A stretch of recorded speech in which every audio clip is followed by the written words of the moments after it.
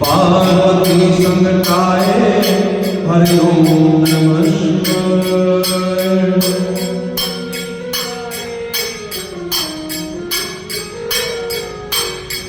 ओम नमः शिवाय हरि ओम नमः शिवाय।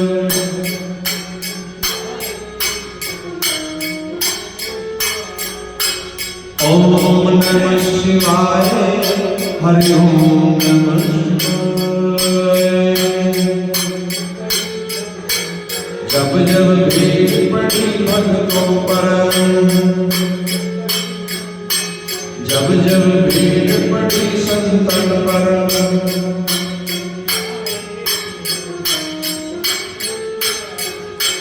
शिव दौड़े चले आए हरि ओम नमः शिवाय।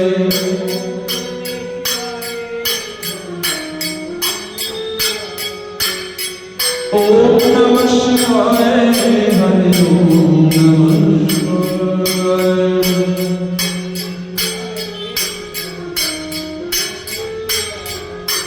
ओम नमः शिवाय हरि ओम नमः शिवाय।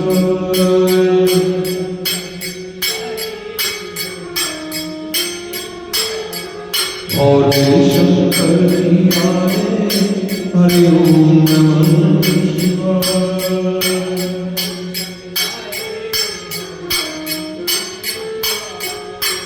पार्वती संग गाए हरि ओम नमः शिवाय।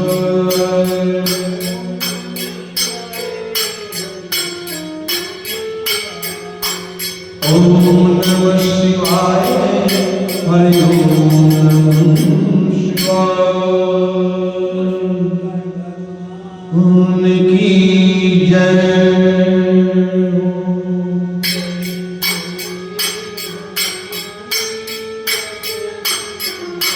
जय जय भवानी जगदम्बे।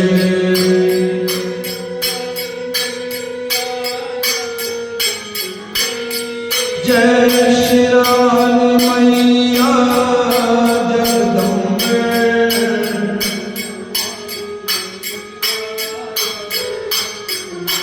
जय भवनवती मैया जगदम्बे।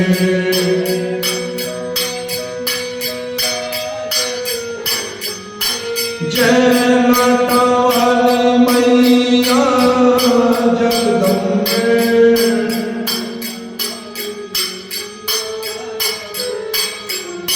जय जय भवानी जगदम्बे।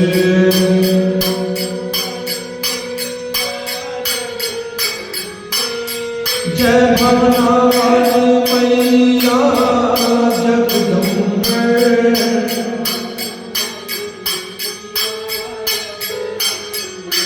जय जोतावाली मैया जगदम्बे।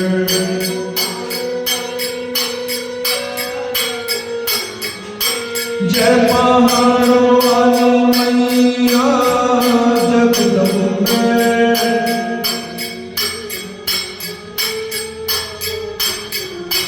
जय जय भवानी जगदम्बे। माता तेरी सलाही है।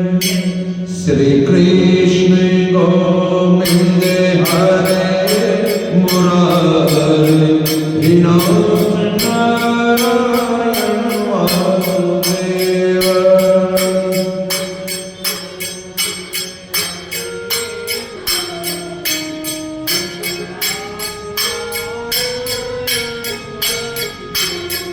श्री राधा कृष्ण गोविंद हरे मुरारी नाथ नारायण वासुदेव।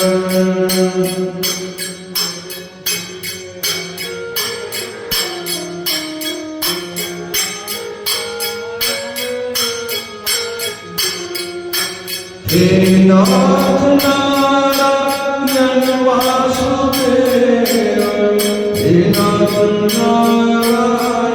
वासुदेव।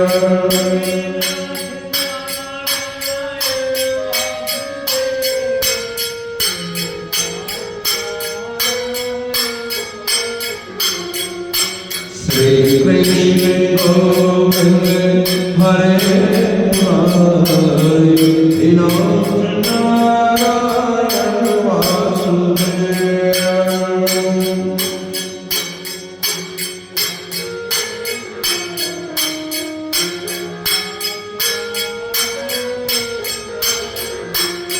बोलो वृंदावन बिहारी लाल की जय।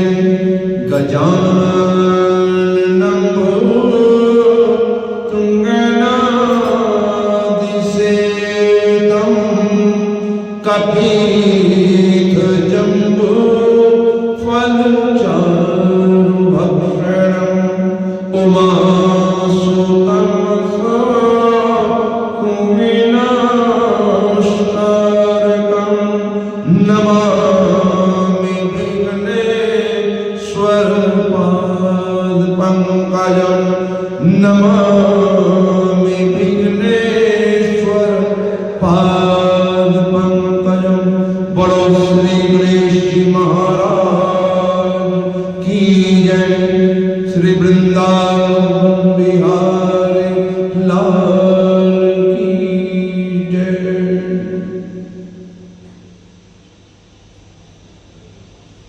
भीष्म पितामह बाण सैया पर पड़े हैं। श्री कृष्ण भगवान उनके सन्मुख बैठे हैं और मन ही मन भीष्म पितामह भगवान श्री कृष्ण की मानसिक पूजा कर रहे हैं। श्री कृष्ण भगवान ने भीष्म पितामह से कहा कि राजा युधिष्ठिर अपना मन अब राजकाज में नहीं लगा रहे। हमने राजा युधिष्ठिर को भाई बंधुओं ने, नातेदारों ने, साधु ब्राह्मणों ने बहुत समझाया, मगर इनका मन अब राजकाज करने में नहीं लग रहा। ये कह रहे हैं इस महाभारत में अनेक मेरे भाई बंधु नातेदार मारे गए और इन सब पापों से हमारा उद्धार अब कभी नहीं होगा, इसलिए अब हम कभी राज्य नहीं करेंगे। भीष्म पितामह ने ये वचन सुनते ही राजधर्म के बारे में राजा युधिष्ठिर से संक्षेप में कहते हुए बतलाया कि हे युधिष्ठिर, तुमको बाल्यावस्था से ही दुख प्राप्त होते आए हैं। कौरवों ने लड़कपन में ही तुम्हें दुख देना शुरू कर दिया। बाल्यावस्था से तुमको जो कोई कुछ ज्ञान नहीं था उसका इन कौरवों ने तुम्हारे साथ नाजायज फायदा उठाया। तुम्हारे पिता बचपन में मर गए थे। इन कौरवों ने तुम्हें जलाने के लिए अनेक उपाय किए। भीमसेन तुम्हारे भाई को विष का लड्डू खाने के लिए दिया और फिर तुम्हारा सब राज्य धन छल से जुए में जीतकर तुम्हें 13 वर्ष का वनवास दिया। और वन में भी तुम चारों भाई और द्रौपदी सहित नाना प्रकार के तुमने दुख उठाए। अगर ये कहें कि सच्चे धर्मात्मा मनुष्य को जीवन में दुख ही होता है, फिर तुम जो सत्यवादी नीतिवान हो तो इसका क्या फायदा हुआ। लेकिन जो सूरवीर होते हैं, बलवान होते हैं, उनको दुख शोक कुछ नहीं महसूस होता। द्रौपदी जैसी पतिव्रता नारी जिसके साथ हो, उन्हें दुख कहां होता है। इसके सिवा श्री कृष्ण भगवान के नाम की चर्चा तुम्हारे हृदय में सदैव बनी रहती है, वहां दुख हो ही नहीं सकता। श्री कृष्ण भगवान परम ब्रह्मा परमेश्वर के अवतार जो दिन रात तुम्हारी सहायता करते हैं, फिर तुमने किस वास्ते कहां कष्ट सहा। हे राजन, तुम इस बात का विश्वास मान लेना, परमेश्वर की इच्छा अनुसार जिसका साथ जो होनहार होनी होती है वो होकर ही रहती है, उसे कोई टाल नहीं सकता। दूसरी बात और कुछ नहीं समझनी चाहिए, ये दुख और सुख पिछले जन्मों के संस्कार से भी हमें भोगना पड़ता है। परमेश्वर की महिमा और उनके भेद को आज तक कोई नहीं जान सका। किसी मनुष्य में इतनी सामर्थ्य नहीं जो अनेकों प्रकार का परिश्रम करके अपना मनोरथ सिद्ध कर ले। ऐसे बहुत से मनुष्य हैं जो जन्म भर परिश्रम करते हैं, मेहनत करते हैं, लेकिन फिर भी उनका कार्य सिद्ध होने नहीं पाता। इसलिए सबका उत्तम मध्यम जो भी कुछ है परमेश्वर की इच्छा समझनी चाहिए। नारायण जी जो चाहते हैं वही होता है। इसलिए बुद्धिमान ज्ञानी उसी को समझना चाहिए जो खुशी और दुख को बराबर जानकर परमेश्वर की इच्छा पर आनंदित रहे। जो कोई नारायण जी की इच्छा से ऊपर होकर अपने मन में संतोष नहीं रखता, थोड़ा सा दुख पहुंचने पर रो पड़ता है, उसको रोने से कुछ भी लाभ नहीं होता। अंत में वो व्यक्ति स्वयं हार मानकर यही कहता है कि यही भगवान की इच्छा थी, सो हो गया। लेकिन मनुष्य की चिंता और परिश्रम करने से कभी कुछ नहीं हुआ। सब काम हरि इच्छा पर निर्भर है, जिसको होनहार कहते हैं। ये श्री कृष्ण भगवान जो साक्षात त्रिलोकीनाथ हैं, जिन्होंने अपना स्वरूप छिपाकर जगत में जो लीला कर रहे हैं, इनके भेद को कोई नहीं जानता। ये अर्जुन को अपना परम भक्त जानकर इसके साथी हुए हैं। इनकी महिमा, इनकी बड़ाई मैं कहां तक वर्णन करूं। भीष्म पितामह कह रहे हैं राजा युधिष्ठिर से, हे राजन, जो लोग परमेश्वर की इच्छा पर आनंदित रहते हैं, अपना जन्म तप जीवन जब हरि चरणों में ध्यान लगाते हुए काटते हैं, वो बड़े भाग्यशाली हैं।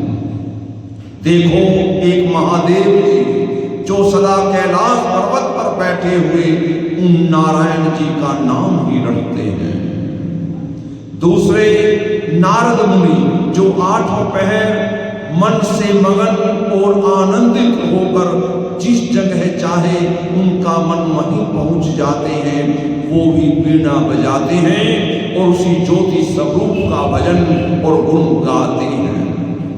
तीसरे कपिल देव मुनि जो रात दिन परम ब्रह्मा परमेश्वर के जप और ध्यान में अकेले गंगा सागर पर विराजमान है। चौथे श्री सुखदेव जी महाराज जो जन्म से ही संसारिक मोह माया में नहीं लिपटे और आठों पहर वैकुंठनाथ की कथा ही गायन करते हैं। और मैं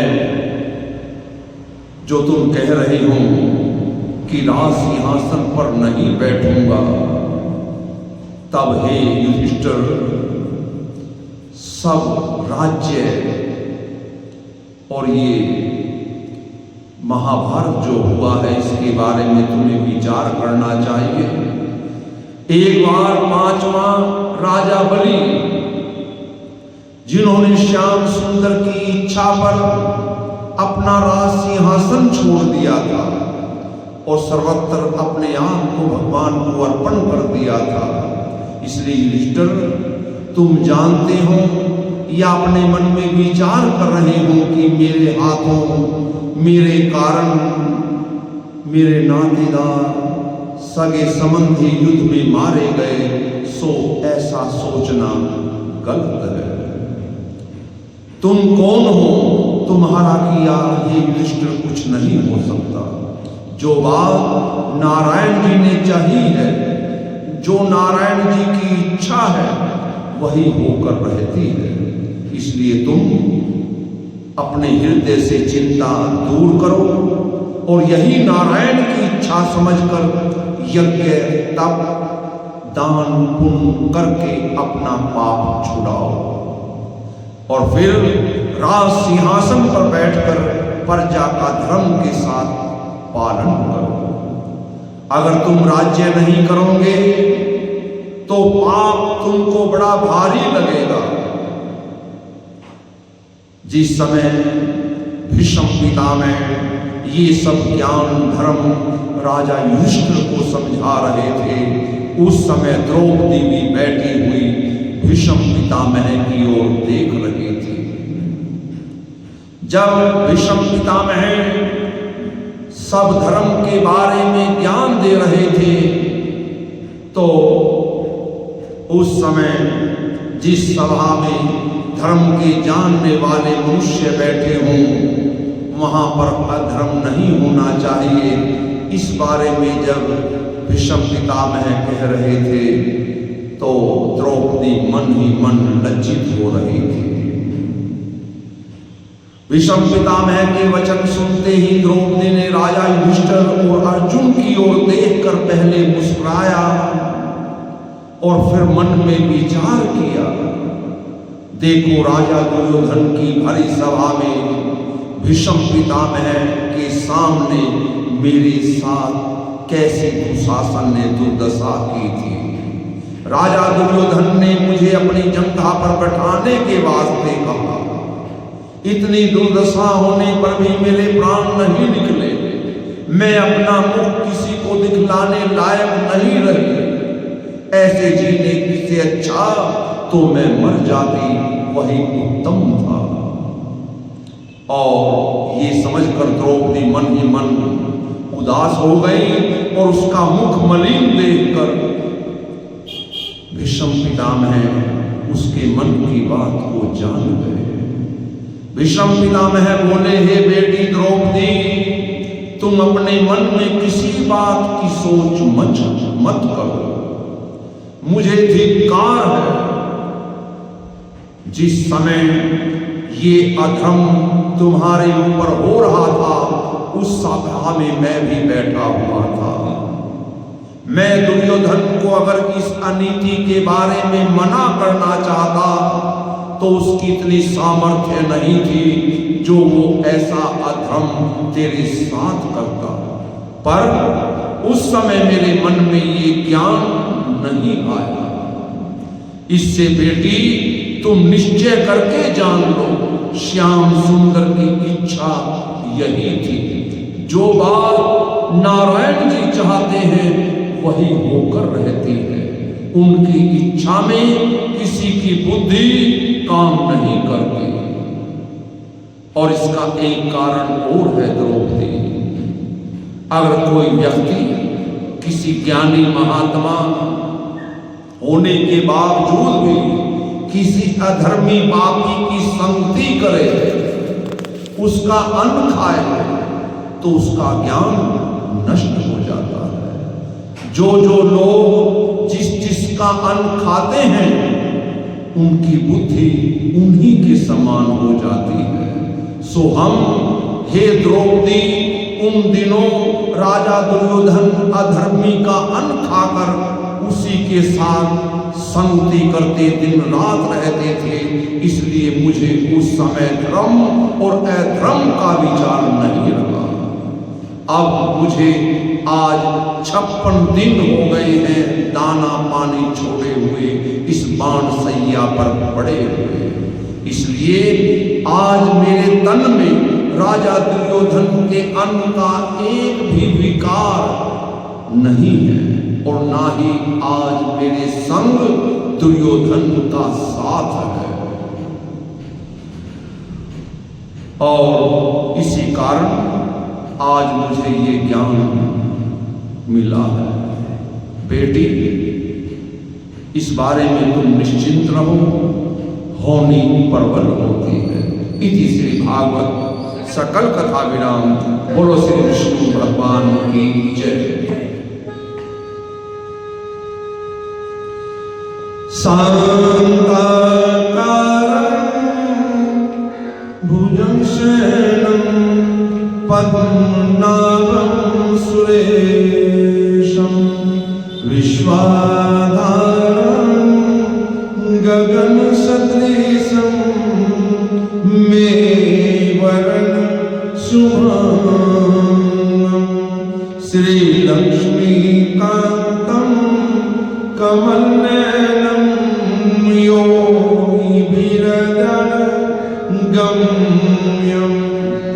वन्दे विष्णुभवभयहरं सर्वलोकैकनाथं कर्पूरगौरं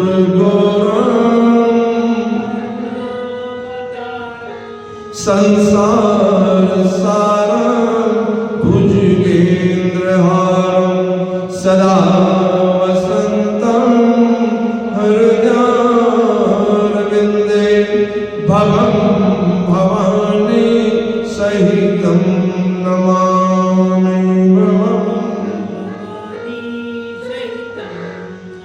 त्वमेव माता च पिता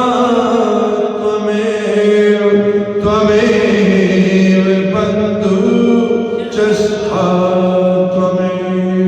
त्वमेव विद्या द्रविणं त्वमेव सर्वं देव त्वमेव।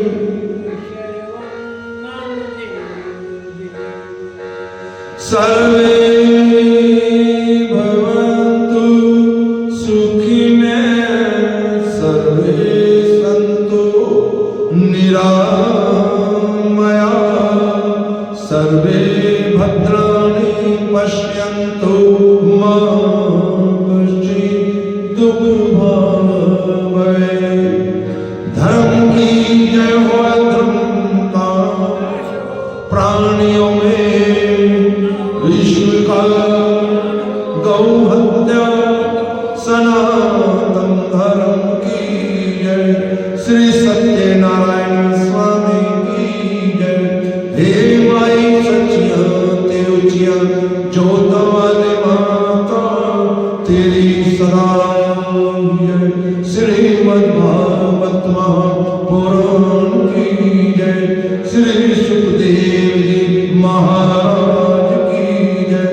बोलो वीर बजरंगी हर हर हर महादेव शंभो। श्री शंकर भगवान की जय। जय जय श्री राधे श्याम।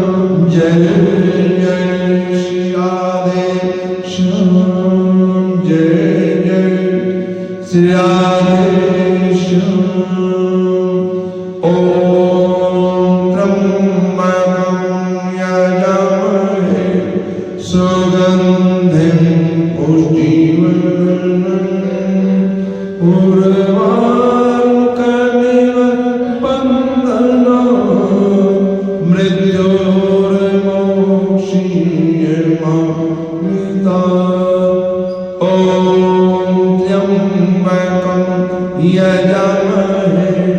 सुगन्धिं पुष्टिवर्धनम् उर्वारुकमिव